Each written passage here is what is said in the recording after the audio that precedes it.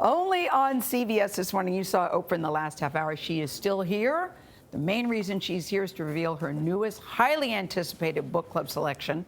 So, drum roll, Oprah, what is it? Okay, so my new book club selection is The Sun Does Shine, How I Found Life and Freedom on Death Row by Anthony Ray Hinton. And we are so delighted and honored to have the author join us here at the table. CBS This Morning featured Hinton, you may recall, in April at the head of the opening of the Legacy Museum in Montgomery, Alabama. It features his story. He spent, listen to this story, nearly 30 years on death row for crimes he did not commit until he was released in 2015.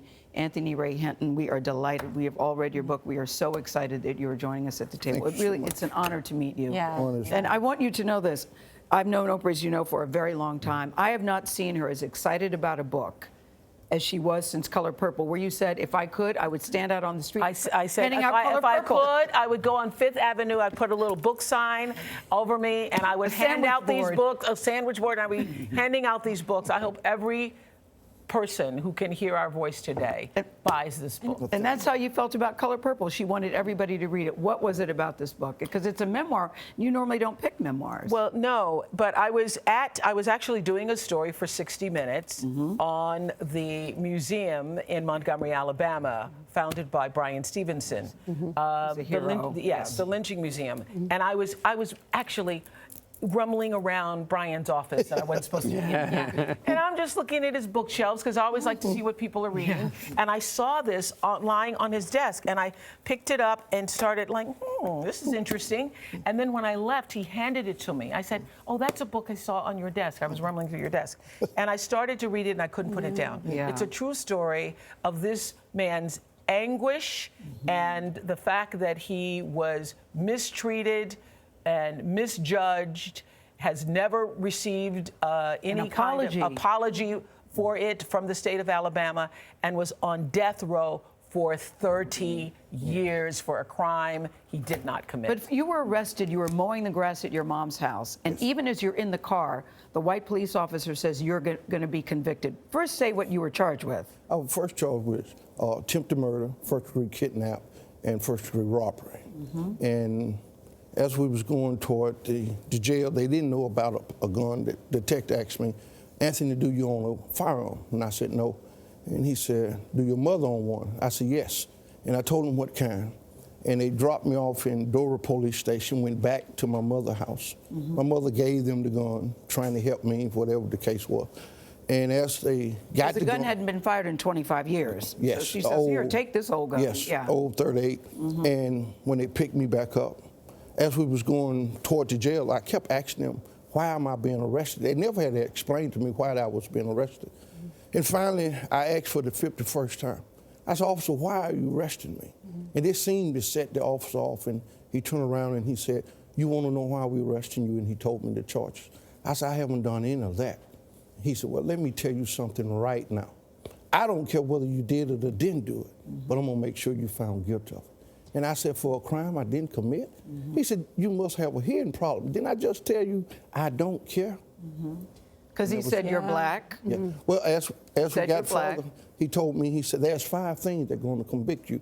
Would you like to know what they are? And I said, yes. He said, number 1, you're black. Number 2, a white man is going to say you shot him. Whether you shot him or not, I really don't care. He said, number 3, you're going to have a white prosecutor.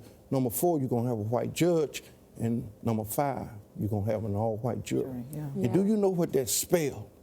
And he looked at me and he repeated the word conviction, conviction, conviction, conviction, conviction. And that's how it started. And even as you were convicted in this sham of a trial, total sham of a trial, you prayed for God's forgiveness for the people that did this. And that was what I think is so amazing about this book, is your grace and your kindness that you then carried out with other men in prison. Yes. And the one of the parts that just struck me, and I just have to, is that there'd never been a book club on death row. No, that's what And I you love brought so books, much. and I underlined, men would do all kinds of crazy things rather than spend another night with their own thoughts. Bring in the books. I thought, let every man on the row have a week away inside a book. I've often thought books put you in a world that you never thought you could go. And I often would say, I don't need to go to California. Give me a book that talks about California, and I can put it in my head and imagine what it looked like. And I had read a few books on the street, not bragging, and I felt that something was missing. Yeah. All of us was there to been condemned and been sentenced by the world that we would be better off dead. Yeah. And so I decided that until that day come, let's live a life of fullness. And let's start it with a book club. And I started and had to go and convince the warden, could I have a book club? And can you imagine a book club on death row? No. You've got people who are there for convicted of hanging yes. other black people, yes. members of the KKK, and he's gotten those guys reading James Baldwin. Yes. He's gotten them reading African American literature. Yes. You had the grace from your faith. You had your mom. Yeah. Mm-hmm. Talk about her and Lester. Oh. Lester. Yeah. Lester, who was Both here. of whom also had lots of grace and. Mm-hmm.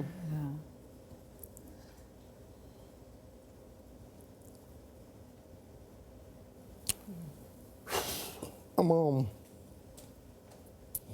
was my mother and father. My father lost his mind when I was about 4 years old. And my mom did everything she could to make sure that we was brought up right. I often say that if I had one wish in this world, I would wish that every child could have a mother the way my mother were.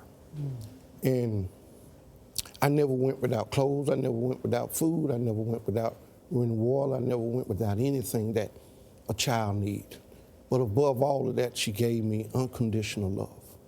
And I was blessed to have a ram in the bush, and his name was Lester Bailey.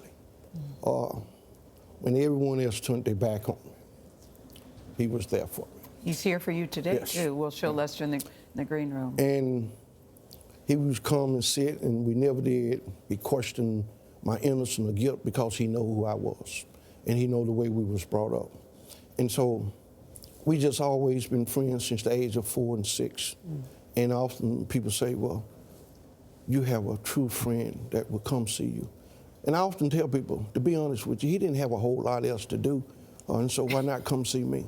And so But he had to drive over 200 miles to see you. Yes. Every week for Every 30 years, Lester never missed a week. Lester worked the overnight shift, and he was there. I say people need an Oprah in their life. I also now say they need a Lester. But the thing about it, Mr. Hinton, is that you're there, you watch 54 people walk by your cell, and one woman, to go to the death chamber, to the electric chair, that you could smell their burning flesh, and you all would cheer, you would scream their names to let them know what as they were heading to the death. But we didn't know whether they had a family or a friend back in the death chamber watching them. And thank you. And we always had this little pact. We was family, and we would bang at the bars. They would execute at 12:01, and we would start banging about 10 minutes to 12. And we would bang to about 20 minutes after 12. And that was a signal to the condemned prison. No matter what, we are still with you. No matter what, we love you. Yeah. And the last thing we wanted him to hear was the banging on the bars. No, somebody cared. somebody Because compassion, you said, has no color. No. Will you stay? We're going to kill everything else in the rest of the show. We're going to take a break, and we're going to come back with Mr. Hinton, and Oprah will be at the table.